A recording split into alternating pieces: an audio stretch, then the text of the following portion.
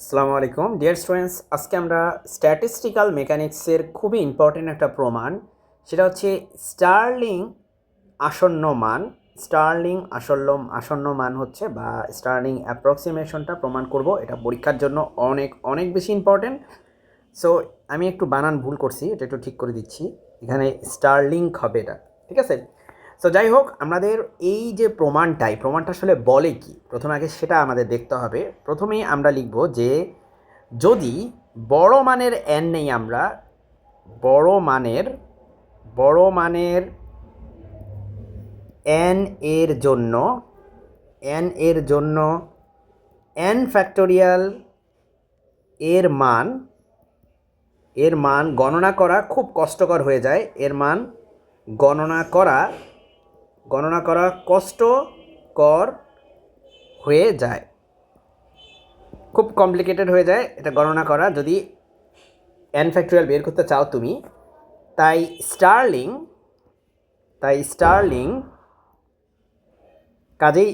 কী করলো, বড় এন এর ক্ষেত্রে, মানে এন এর মান অনেক বড় হইলে সেই ক্ষেত্রে স্টার্লিং লগ এন ফ্যাক্টোরিয়াল এর একটি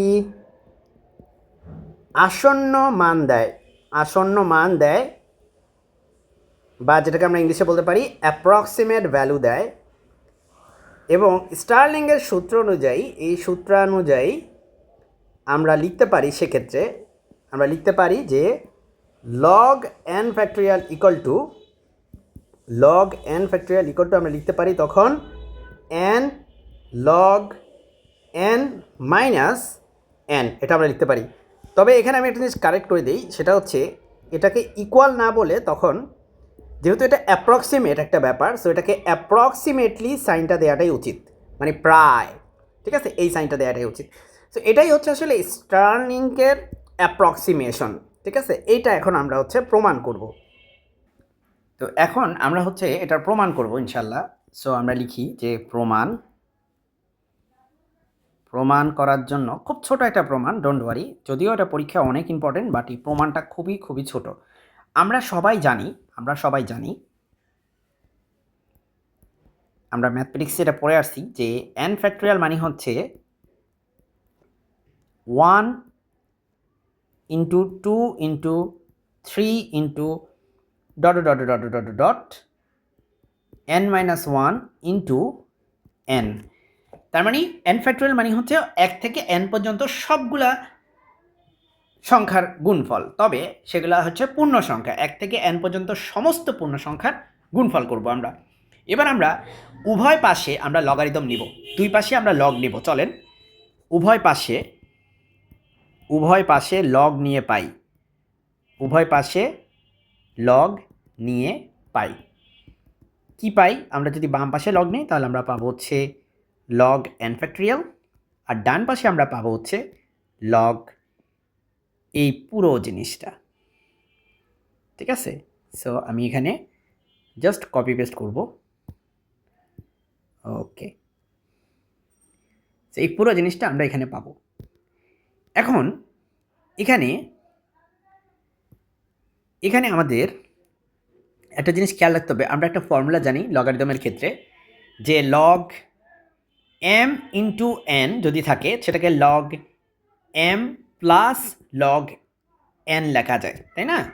সো এখানে অনেকগুলো জিনিস গুণ আকারে আছে, সেজন্য হচ্ছে আমরা সবগুলোকে আসলে লগ নিলে যোগ আকারে লিখতে পারি। এই জিনিসগুলো আমাদের একেবারে ছোটোবেলায় এগুলো আমরা পড়ে আসছি। সো আমরা এই ফর্মুলাটা এখন অ্যাপ্লাই করব, যে কনসেপ্ট আমি বললাম মাত্র, সেটা আমরা এখন অ্যাপ্লাই করব। সো কী করা যায়, এখন আমরা বাম পাশে কোনো পরিবর্তন নাই, বাম পাশটা ঠিক এরকম। এখন খেয়াল করে দেখেন, আমাদের কিন্তু আসল ইকুয়েশনের বাম পাশ আর এই বাম পাশ কিন্তু একই। সো বাম পাশে স্বাভাবিকভাবে কোনো পরিবর্তন হবে না, যত পরিবর্তন সব ডান পাশে হবে, ঠিক আছে। তো এখন আমরা ডান পাশে কী লিখতে পারি দেখেন, আমার এখানে হবে log 1 plus log 2 plus log 3, এইভাবে করতে all the way to log N. Simply আমি হচ্ছে লগারিদমের ফর্মুলা ইউজ করছি, নাথিং এলস। এখন এই ব্যাপারটাকে কি আমরা সামেশন আকারে লিখতে পারি না? যেহেতু এই সবগুলা দেখেন 1 এখানে 2 এখানে 3 তারপরে 4 5 6 7 এই যে এত সুন্দর একটা প্যাটার্ন আছে, এই প্যাটার্ন থাকলেই তো সেখানে একটা এত সুন্দর প্যাটার্ন থাকলে সেখানে একটা কি সামেশনের ব্যাপার চলে আসে। সো আমরা চাইলে সামেশন আনতে পারি, তাই তো? সো আমি লিখলাম সামেশন অফ লগ এন, যেখানে এন এর মান 1 থেকে শুরু হবে। দেখেন এখানে এন এর মান 1 থেকে শুরু হয়ে all the way to N হতে পারে। তাহলে এখানে এন এর মান 1 থেকে শুরু হয়ে এন পর্যন্ত হতে পারে, তাই না? 1 থেকে শুরু করে এন এর মান কত পর্যন্ত হতে পারে? এন এর মান এন পর্যন্ত হতে পারে। সো এই হচ্ছে আর কি এখানকার পুরো সবগুলা টার্মকে আমরা একটা সামেশন আকারে লিখছি। এখন একটা চিত্র আঁকি, চলেন। তো এখন আমরা হচ্ছে একটা গ্রাফ আঁকবো, চলেন একটা গ্রাফ আঁকার চেষ্টা করি। এখানে আমরা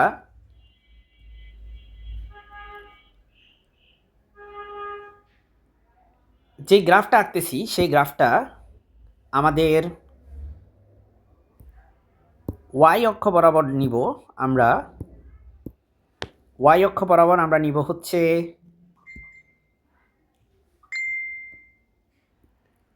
লগ এন। হ্যাঁ, ওয়াই অক্ষ বরাবর নিলাম হচ্ছে লগ এন, আর এক্স অক্ষ বরাবর আমি নিব হচ্ছে এন। সো এন এর সাপেক্ষে আমার লগ এন এর গ্রাফটা দেখতে কেমন আমরা সেটা একটু আঁকি। সো এটা আমরা প্রথমেই দেখতে পাচ্ছি যে আমাদের এই গ্রাফটা হবে অনেকটা দেখতে এরকম। আচ্ছা, এটা একটু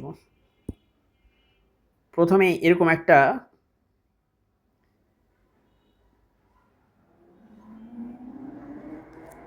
একটা চতুর্ভুজ হবে, ঠিক আছে? একটা আয়তক্ষেত্র হবে মূলত আর কি।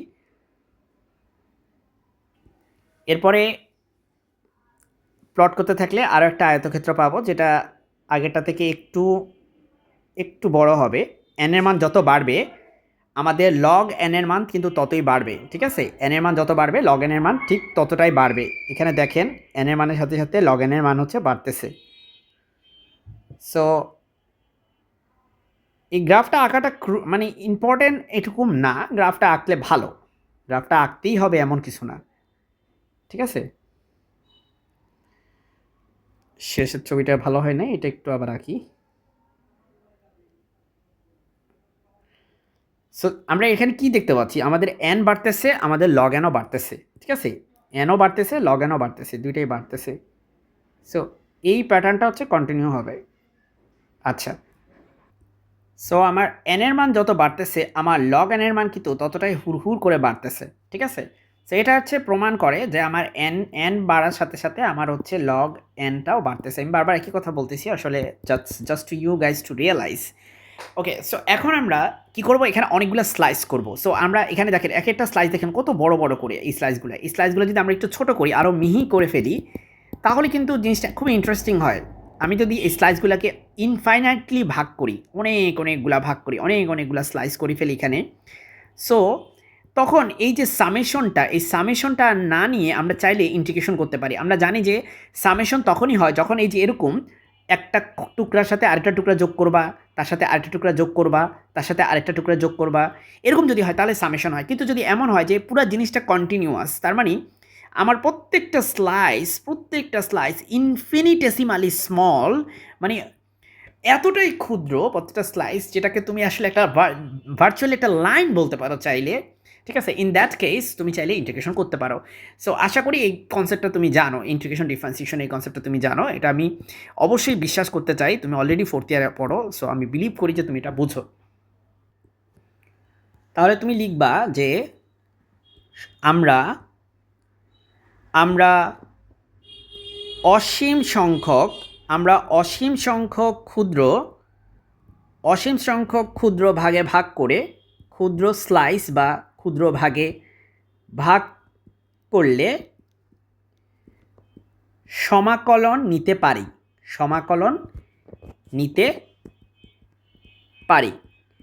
সমাকলন তখন কিন্তু নেওয়া পসিবল। তাহলে তুমি যদি সমাকলন নাও, সেক্ষেত্রে দেখো আমাদের বাম পাশে ছিল লগ এন ফ্যাক্টোরিয়াল, এই যে লগ এন ফ্যাক্টোরিয়াল, আর আমাদের ডান পাশে থাকা এই জিনিসটা, এটাকে তখন এইভাবে ইন্টিগ্রাল আকারে লেখা সম্ভব, ঠিক আছে? এভাবে ইন্টিগ্রেশন আকারে লেখা পসিবল সেটা। সো চলো আমরা সেটাই করি। আমরা এভাবে করে ইন্টিগ্রাল আকারে লিখব। আমাদের এটা হয়ে যাবে log n, রাইট? এটা হয়ে যাবে log n। আমাদের লিমিট কী হবে? এই যে লিমিট হচ্ছে 1 থেকে n এর মধ্যে লিমিট তো অলরেডি আমরা জানি। সো এখানে আমরা একটা কাজ করি, আমরা একটা ডিফারেন্ট কালি ইউজ করি। সো এটা হচ্ছে 1, সেখান থেকে n পর্যন্ত হচ্ছে আমাদের ইন্টিগ্রেশনের লিমিট। এবার আমরা জাস্ট সিম্পলি এই ইন্টিগ্রেশনটা করবো। দেখো এই ইন্টিগ্রেশন তুমি অবশ্যই জানো বলে আমি বিশ্বাস করি। তুমি জানো না যে log x ইন্টু dx এটার ইন্টিগ্রেশন কি? x log x minus x, তুমি এটা নিশ্চয়ই জানো। এটাকে ওই যে ইউবি মেথডে করতে হয়, ইউবি যে রুলটা আছে সেটা দিয়ে করতে হয়, করলে এটা আসে। সো আমরা তো এখন ম্যাথের ক্লাস করতেছি না, আমরা করতেছি হচ্ছে ফিজিক্সের ক্লাস। সো ডেফিনেটলি এই ধরনের ক্যালকুলেশনগুলো আমরা স্কিপ করব। তুমি চাইলে দেখাইতে পারো, কিন্তু এতে তোমার কোনো আলাদা ফজিলত নাই ভাই, ঠিক আছে? এখন দেখো আমাদের এইটান থেকে আমরা যদি ফর্মুলা ইউজ করি, আমরা পাবো হচ্ছে n log n minus n, integration করলে এটা পাওয়া যাবে। এবার আমরা ভাই লিমিট বসায় দিব, যেখানে আপার লিমিট আগে বসাবো, তারপরে লোয়ার লিমিট বসাবো। সো আপার লিমিট হচ্ছে n বসালে এটা হবে n log n, বেসিক্যালি কোনো চেঞ্জ হবে না।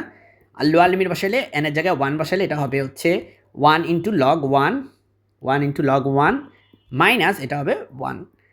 ওকে, সো এখান থেকে আমরা লিখতে পারি যে n log n minus n, এখানে খেয়াল করো log 1 মানে হচ্ছে 0, আমরা সবাই জানি যেটা log 1 0। সো এটা বাদ, এর এই মাইনাসে আর এই মাইনাসে হচ্ছে প্লাস হবে। So basically I will have this. So এটা হচ্ছে আমার আসলে আলটিমেটলি এটার এক্সপ্যানশন বা এটার সলিউশন যেটাই বলো। কিন্তু তুমি কি চিন্তা করেছিলে, তোমার কি মনে আছে? যেহেতু বা যদি লেখো যদি আমার n এর মান অনেক বড় হয়, n এর মান যদি অনেক বেশি বড় হয়, ফর এক্সাম্পল n এর মান যদি let's say very close to infinity হয়, বা অ্যাটলিস্ট কম্পারেটিভলি যদি অনেক বড় হয় n এর মান 1-এর থেকে, সো আমি তখন বলতে পারি যে আমার log n ফ্যাক্টোরিয়াল হয়ে যাবে n log n minus n, because in that case I can consider a plus 1 যেটা এটা হচ্ছে নেগলিজিবল ধরতে পারি। কেন ভাই, n এর মান এত বড়, চিন্তা করো, আমি যদি উদাহরণ দিই তোমাকে একটা, তাহলে তুমি খুব ভালো বুঝতে পারবা। দেখো ধরো n এর মান হচ্ছে লেটস সে 20 কোটি। সো 20 কোটি log 20 কোটি, বিশাল একটা মান হবে, সেখান থেকে 20 কোটি বাদ দিবা, তাই না? বিশাল একটা মান, এটা খুবই বড় একটা মান, তার সাথে তুমি 1 যোগ করছো, কিচ্ছু যায় আসে না ভাই, এটা এত বড় মান, তার সাথে 1 যোগ করলেই কি আর না করলেই কি।